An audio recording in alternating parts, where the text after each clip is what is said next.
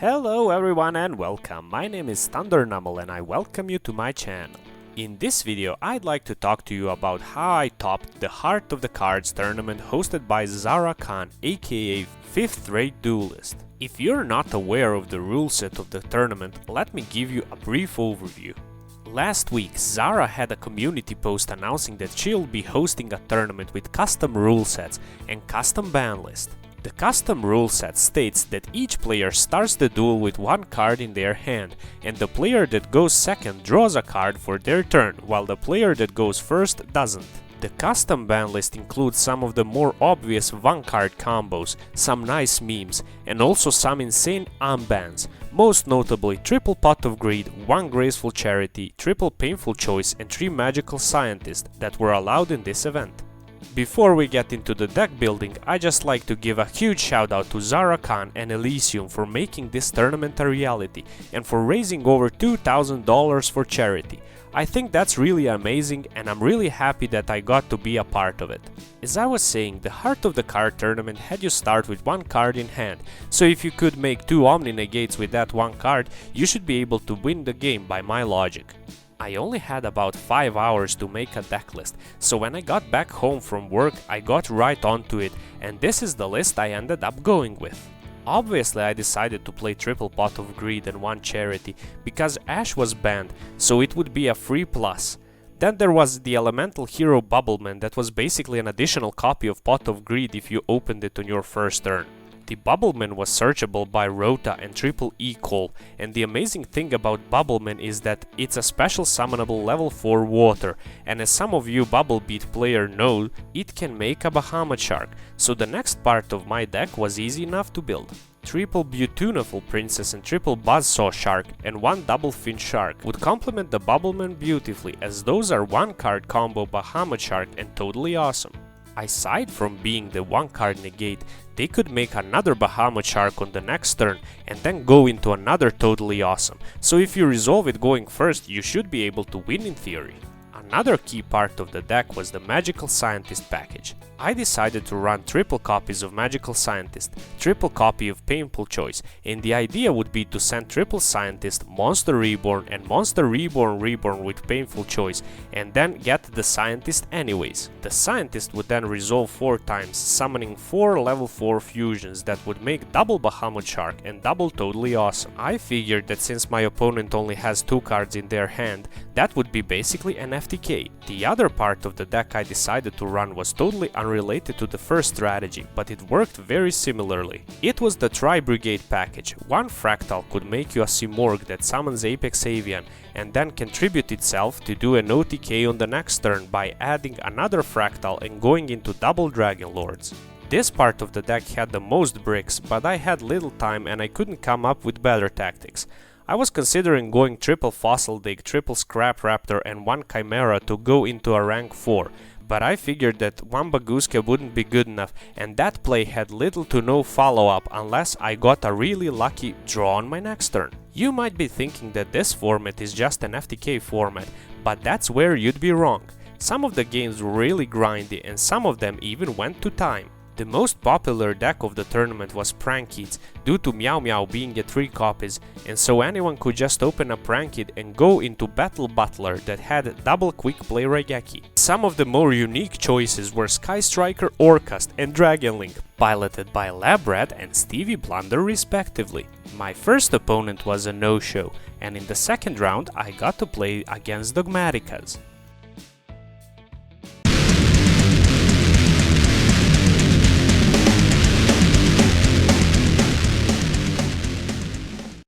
Bear in mind that in game 1 I had no idea if my deck worked or not because I put no playtesting into it. I look at my 5 cards, I shuffle them into my deck and they all look amazing, but then I draw a Monster Reborn for turn, so my opponent activates Nadir Servant, sends an Antis, he adds the Ecclesia and tries to pop my set card, and at this point I just decide to quit because I don't want him to see what I'm playing, so we have better chances for siding for next game. Next game we're gonna be going first, and this time around we open up a bit better than last time. So our opening play is painful choice, so we send triple scientist, double monster reborn, then we get the scientist, and then we resolve scientist 4 times, summoning double Bahamut Shark and double Totally Awesome. This should be game provided our opponent doesn't have, well, I don't know, exactly the Dark Ruler, so he sets the Hornet drones and doesn't activate the desires. We summon out another Totally Awesome, and then we were supposed to overlay the Vespinado over the Bahamut Shark, but he just quits. And the game tree is gonna be a bloodbath, guys. So we're gonna be going second, and our opponent is gonna open crazy good. So he's gonna activate Pot of Greed, then draws into another Pot of Greed and a Wendy. Next he'll activate Graceful Charity, drawing another 3 cards, then he will discard the Wendy, and using the effect of Wendy he'll get the Shadow Beast. Next he will activate Pot of Desires, banishing 10 to draw an additional 2 cards. He will normal summon Ecclesia. Using the effect of Ecclesia he'll pick up a punishment. He will set Card of Demise and Punishment and pass the turn.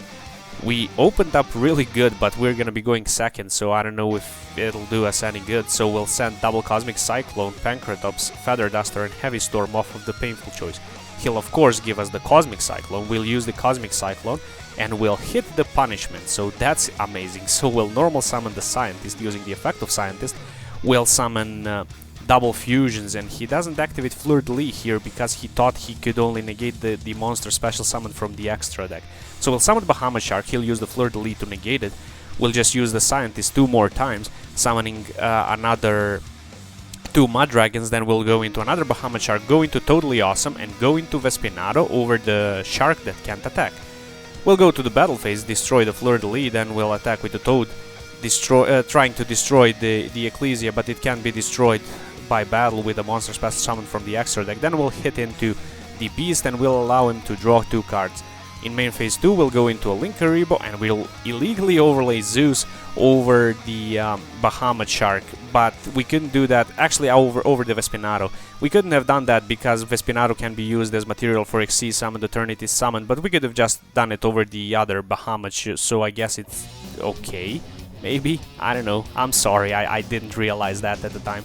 So he'll activate Pot of Prosperity, he'll add Magical Scientist to his hand, he'll normal summon the Scientist, we'll activate Totally Awesome to negate it, we'll set the Scientist to our side of the field and we'll use the effect of Totally Awesome, putting it back into our extra deck.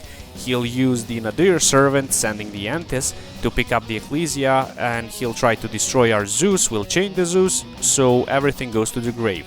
For turn we draw into a Scientist, but we have no fusions in the extra deck, so we'll just normal summon it and pass.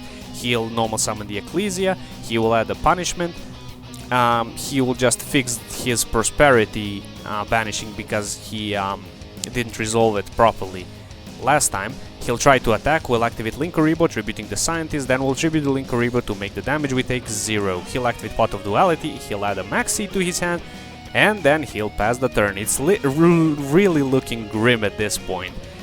We draw the Buzzsaw Shark, we'll use the effect of Shark, special summoning another one from the extra deck. He'll use Max C, so at the summon of Double Fin he'll draw a card. We'll think, and on the resolution of that he'll activate Dogmatic Punishment, destroying both of our monsters. So if he draws a monster here we're done. However, he draws into a Maxi and we only take 1500.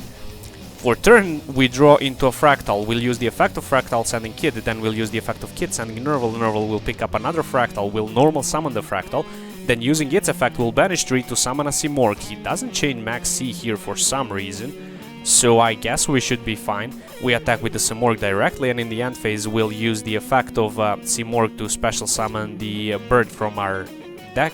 And he has no plays left in his deck, so he'll activate Painful Choice, we'll give him another Painful Choice, he'll use the effect of Widow Anchor, we won't negate that because he cannot target the birds, he'll use the Scientist, we'll use the Apex Avian to negate it, and he'll quit because we won game 2, so we are 2-0 for now, guys.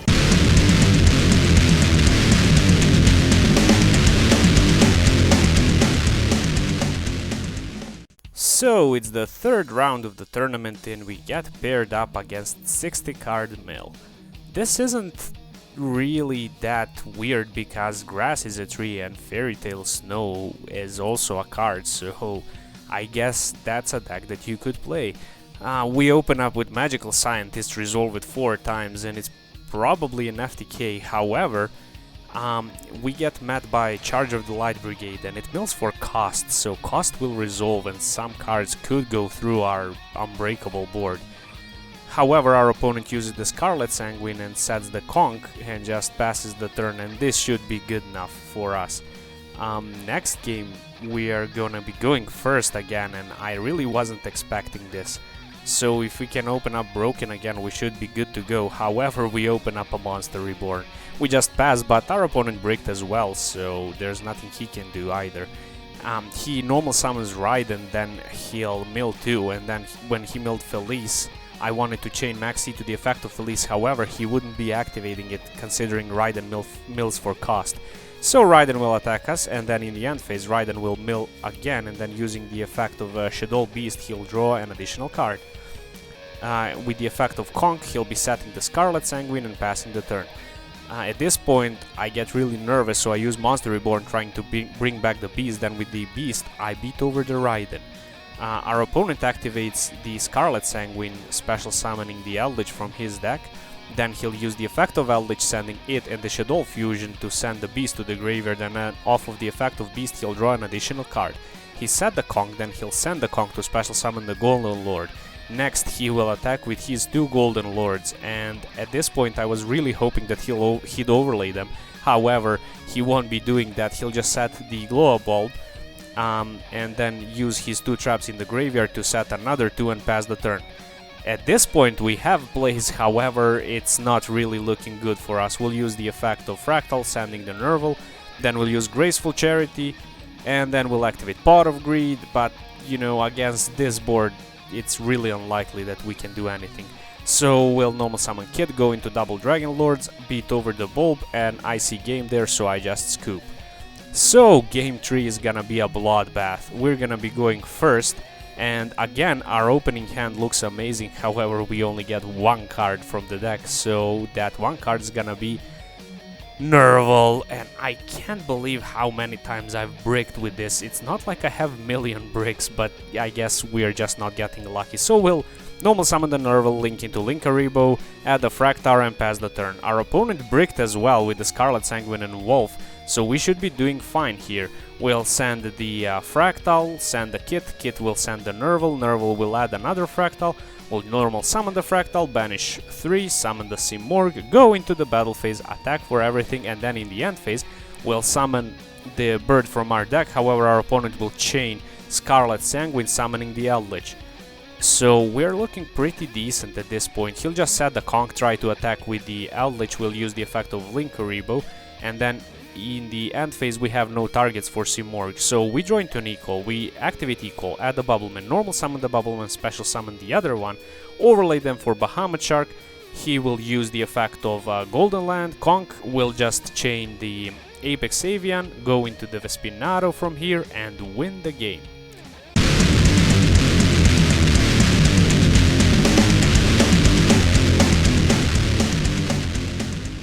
Fourth game is gonna be up against Team Yataloked, and he's on Prank Kids. And I'm really nervous about this one. He's gonna be going first, but he will just pass because he opened up Maxi. This Bubbleman doesn't do us much good here. We open up a Beautiful Princess, we activate the effect, but he chains Maxi. Now, at this point, I was really supposed to go all out and just summon the Totally Awesome, because if I had known that he was playing Prank Kids, I could have just negated the effect of the first Prank Kid, and hopefully that would have been enough to stop him, but I get too scared and I just attack with the Buzzsaw Shark and pass the turn. He activates Pot of Greed, using its effect he'll draw 2 cards, then he'll activate Place, and I see this is game, so I just scoop. Next game we're gonna be going first, and hopefully we can, you know, do something at this point, but yep, we'll just shuffle, draw into a Nerval again. We'll go into Linkaribo, add the Fractar, pass the turn. Our opponent summons the Pankratops and then goes into Dropsies, and yep, that's a swift game. So this was a swift duo, and we are 3-1 so far. My opponent for the 5th round decided to drop out, so it's on to the final round, and I'm really nervous at this point.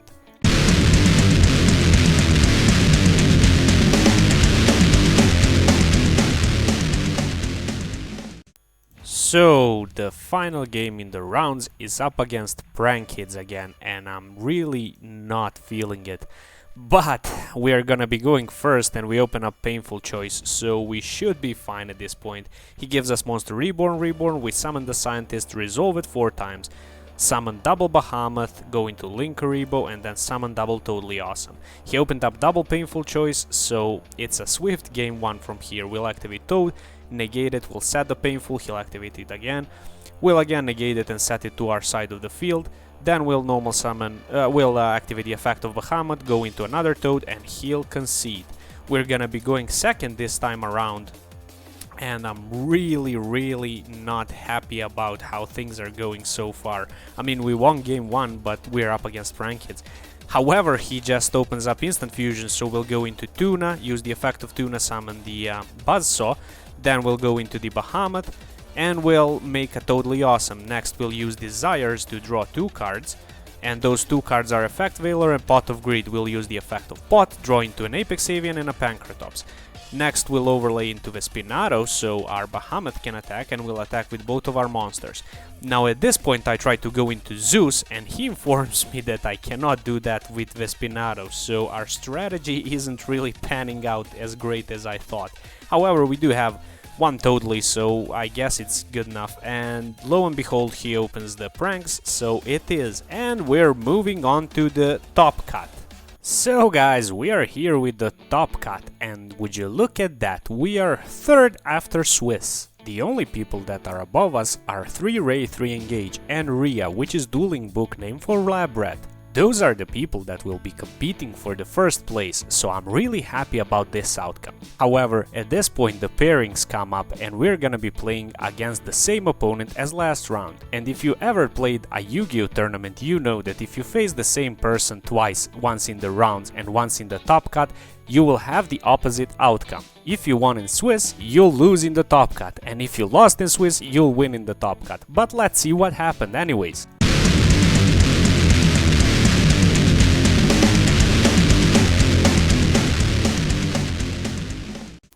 Our first game in the top cut is up against Prankster again, and I'm really nervous because it's Prank Kids again. And we already faced the guy before in the rounds, so that means we are bound to lose to him in the top cut. However, maybe we can change our fate. Our opponent goes full Prank Kids combos, so that's gonna end with double Battle Butler Raigeki effect. And I'm not really sure if one tanky can defeat that board.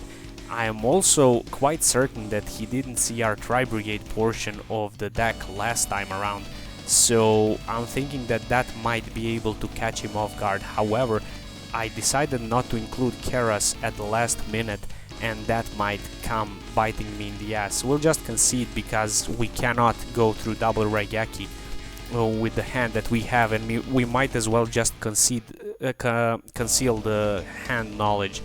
So he only thinks that we are playing Sharks. We're gonna be going first at this time, and we're gonna activate Pot of Greed, drawing into Painful Choice. So we'll activate the Painful Choice, he'll give us Monster Reborn. We'll summon the Scientist, and we'll resolve it 4 times, going into double Bahamut Shark and double Totally Awesome. Next we'll link the Scientist into Link Karibo, and I'm feeling pretty unbeatable until I see that our opponent has the Dark Ruler no more. And not only that, but he follows it up with a Pot of Greed. Then off of the Pot of Greed, he draws into Roxy's and the Painful Choice. So he'll activate Painful Choice, resolving it will give him the Fancies. He'll normal summon the Fancies, then he'll go into Meow Meow. He'll send the, I think it's the Pranks, yep. And then he'll summon the Lampsies. Next he'll go into the Doodle-Doo, he'll activate Doodle-Doo to add the Pandemonium and then summon the Dropsies. He'll tribute the Doodle-Doo, adding the Place and Lampsies to his hand. Next he'll activate the Place, adding another Fancies. He'll activate the Pandemonium, going into Battle Butler, then he will summon the Fancies from his deck, and then in the battle phase he'll walk over one of our Toads. In the standby phase of our next turn, he'll activate the Battle Butler, we'll try to negate it with the Toad, he'll just chain Battle Butler again, and he'll wipe out our field. We'll put 1 Bahamut Shark back into our extra deck, then we'll normal summon the Buzzsaw, special summoning the Double Fin, and then we'll go into Bahamut Shark again. Next we'll use the go into the battle phase, destroy the Fancies, and we'll use the effect of Shark to summon another Toad. Next we'll go into Zeus, however our opponent top decks a Pancratops, so he'll just walk over our Toad, and then in the main phase 2 I decide to activate Zeus, and he'll just chain the Pancratops, destroying it. I'm feeling good at this point, however I make a huge misplay here. Well, first of all, we draw into a beautiful princess, and we have no other targets in the deck except the Buzzsaw Shark, so we cannot hide this card anywhere, and we can special summon the Bubbleman. We normal summon the Doublefin, special summoning the Buzzsaw from the graveyard. However, we have no other Bahamut Sharks in our extra deck at this point, so our only target that is a rank 4 is a Digasto Emerald. However, we cannot go into the Emerald because Doublefin locks us into water monsters. So if we ran another Bahamut Shark instead of the Digasto, we could have done something. So we'll just beat over him for 1000 damage, and he draws into another Dark Ruler. He'll normal summon the Pranksis, discard the Dark Ruler, and then go into the full combo again. He'll summon the Doodle-Doo, add a Pandemonium, walk over our Doublefin, and then in the main phase 2 he'll add the Pranks and Lampsies to his hand. He'll activate the Pranks, set the Pandemonium, shuffle 3 cards into his deck, and pass the turn.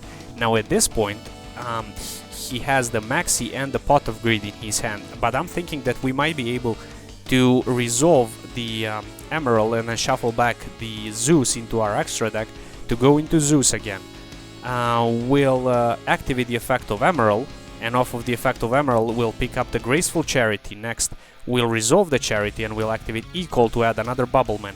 And at this point I realize that this reinforcement of the army is dead because all of our Bubblemans are out of the rotation.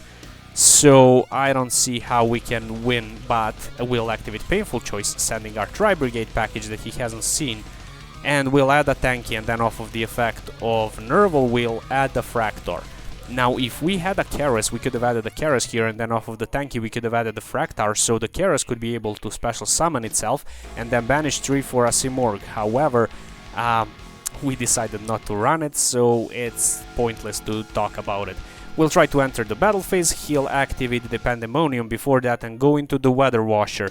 And Weather Washer has 2000 attacks, so our Digasto can't walk over it and go into the Zeus, which is very unfortunate. So we'll just activate the Tanky, add another Fractar, we'll overlay this copy of Emerald into the Vespinato, and then we'll go to the battle phase, attack into the Washer. He'll use the effect of Washer, tributing itself, but then he'll banish the Meow Meow instead, summoning the Dropsies and the Doodle-Doo, and I don't see how we can win at this point. So he'll activate Pot of Greed, then he'll activate another Pot of Greed, then he'll tribute the Doodle for the Pandemonium, he'll activate the Field spell, adding the Roxys, he'll normal summon the Roxys, then he'll summon a token, then he'll go into the Phoenix, destroying our reinforcement.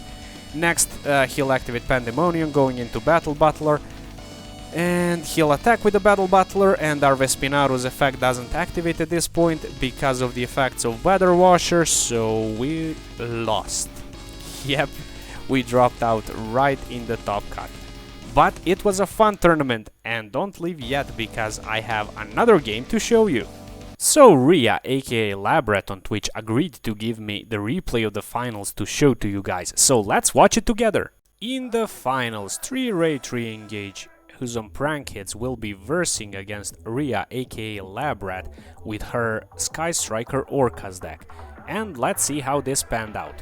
So 3-Ray 3 Engage will be going first, and opening up with Pot of Greed is amazing, but activating Painful Choice is even more amazing than that. So they'll be adding the place, then adding the Dropsies off of place, going into Dropsies and then into the Meow Meow. Dropsies will summon the Lampsies, then they'll go into Doodle-Doo, adding the Pandemonium and summoning the Fancies. They'll go into the Bow Wow Bark, and then they'll summon another Dropsies and set the Pandemonium and pass. Labrat will activate Painful Choice of her own, however the choice wasn't so painful and she'll be given a Girsu. She'll normal summon the Girsu going into Harp Horror, then she'll summon a token, and then linking that token away into a Linkuriboh. At that point, her opponent will be activating the Bow Wow Bark, adding the Lampsies to their hand and a Fancies, and they'll activate the Pandemonium going into the Battle Butler. Next, the effect of all prank kids will trigger, summoning 3 of them from the deck, and the Butler will banish the Meow Meow to nuke the field. Rhea or Labrat will activate the effect of the Harp Horror to summon the Nightmare from the deck, but it really is looking grim at this point. So her opponent will go into Cock-a-doodle-doo, then summon the Nightmare Unicorn, spinning the Nightmare into the deck. Then they'll go into the Boral Sword, and that's gonna be game 1. In game 2, Labrat will be going second, and looking at the deck, I don't really see how they're 6-0 at this point, but I guess it's just built that amazingly. So she'll activate Pot of Prosperity, and off of the Prosperity she'll add a Girsu to her hand. Next she'll normal summon the Girsu, sending the Nightmare, and she'll summon double tokens, then token will go into a Linkuriboh, and then she'll link into the Galatea. Off of the effect of Harp Horror, she'll special summon the Nightmare, then she'll overlay into the Girsu, attaching the Harp Horror, then she'll go into the Masquerena, banishing the Nightmare to send a Symbol Skeleton, then she'll banish the Skeleton, summoning the Galatea from the graveyard. Then off of the effect of Galatea, she'll activate Babel and pass the turn. Her opponent normal summons the Lampsies, and she'll banish the Harp Horror, then summon the Girsu, then off of the Girsu she'll send the Symbol Skeleton, then banish the Symbol Skeleton, she'll summon the Ding Girsu and send the Fire Prank Kids to the graveyard. So it's gonna be all up to the game 3. In game 3, 3-Ray 3-Engage is gonna be going first, and Labrat is gonna be on the defensive. So she draws into the Scrap Recycler, and her opponent draws into the place. So it's a standard Prank Kid combo again. They'll go into the Doodle-Doo, add the Pandemonium, summon the Fancies, then go into the Bow Wow Bark, summon the Dropsies, and pass the turn. Labrat normal summon the Scrap Recycler, sending the Harp Horror to the graveyard, then off of the effect of Harp Horror she'll special summon the Girsu, then send the Symbol Skeleton to the graveyard off of its effect. Bow Wow Bark will tribute itself to add the Fancies and the Lampsies to the hand, and then 3-Ray 3-Engage will summon the Battle Butler, and then proc 3 effects of the Prank Kids monsters. At this point, the Labrat will link summon into Galatea, and her opponent will activate the Battle Butler, nuking the field. She'll activate the effect of Symbol Skeleton, bringing back the Galatea, then overlaying into the Dingirsu. She'll send the Battle Butler. Then in the battle phase, she'll destroy the Fancies, setting the Crescendo and passing the turn. Her opponent will go into the Meow Meow, then into Doodle-Doo, then they'll summon the Fancies, going into the Boral Sword. Next, they'll beat over the Dingirsu, then using the effect of Boral Sword, they'll switch Dingirsu to defense position, so they'll be able to walk over it again. Labrat sets an Effect Veiler here. Her opponent normal summons the Didi Crow, beating over their Veiler with a Boral Sword, then using the effect of Boral Sword, they'll be able to attack again. However, it's not game yet. Labrat activates Hornet Drones, going into a token, then into a Kagari, but the effect of Kagari will swiftly be met with the Effect Veiler, so they'll go into Shizuku. In the end phase they'll add Engage, however it's a little bit too late because Boral Sword will attack for game. This has been an amazing final to a really great tournament, guys. Well guys, this has been great. I'd like to thank Zara, aka 5th Rate Duelist, again for throwing this amazing tournament, and I hope we'll have many more in the future. I'd also like to thank everyone who's been watching this video so far. I think each and every one of you is amazing. I would also like you to consider subscribing to the channel if you enjoyed this type of content, and I'll see you in the next one. Bye!